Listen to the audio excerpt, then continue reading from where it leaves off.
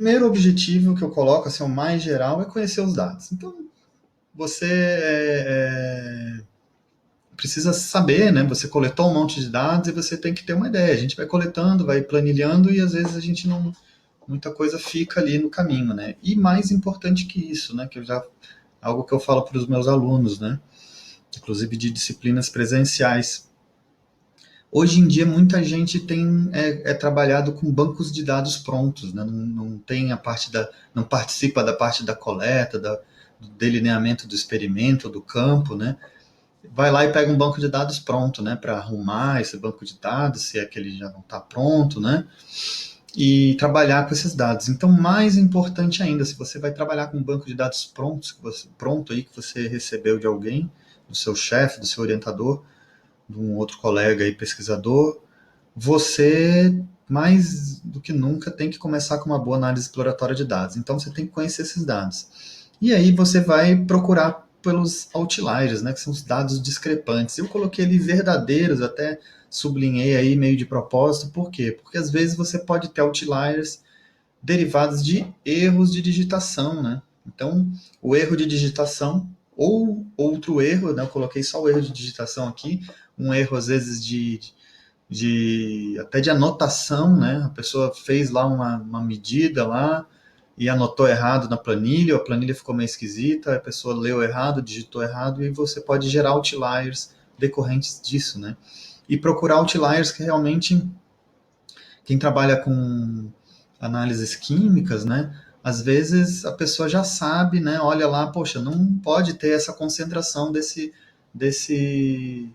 desse nutriente, por exemplo, aqui numa lagoa. Isso aqui é impossível, né? Então é porque esse valor ele não é só um outlier, ele é um valor que não existe, né? Então acaba sendo até um dado faltante, virando um dado faltante. Então um dado inexistente, né? Ele não é nem um outlier assim. E outro caso, já entrei aqui nos dados faltantes, né? Então é importante você conhecer, saber se tem dados faltantes no seu conjunto de dados, porque dependendo da análise que você vai aplicar, isso pode implicar em você no R ajustar algum argumento, né? Precisa desse ajuste, senão vai dar problema no retorno do resultado. Por exemplo, se eu for fazer uma média de uma variável e ter um dado faltante ali, eu não ajustar o argumento que eu digo para o comando do R, né, para a função que tem valor NA, para ele excluir esse valor, o retorno vai ser uma média de NA, né, vai ser não existente, not available, né? Então eu tenho que ajustar lá o argumento. E outra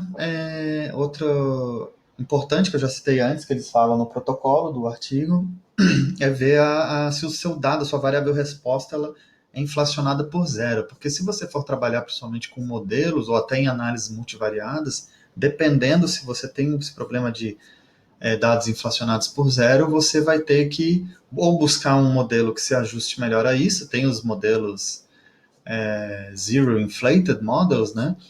Tem uma família lá de modelos adequados, ou no caso de análises multivariadas, por exemplo, você já tem que pensar em alguma outra análise, por exemplo, já fica complicado você usar uma análise como análise de componentes principais ou análise de redundância, que elas não são muito adequadas aí para dados, né, conjuntos de dados com excesso de zeros. Então, importante você já saber disso de antemão.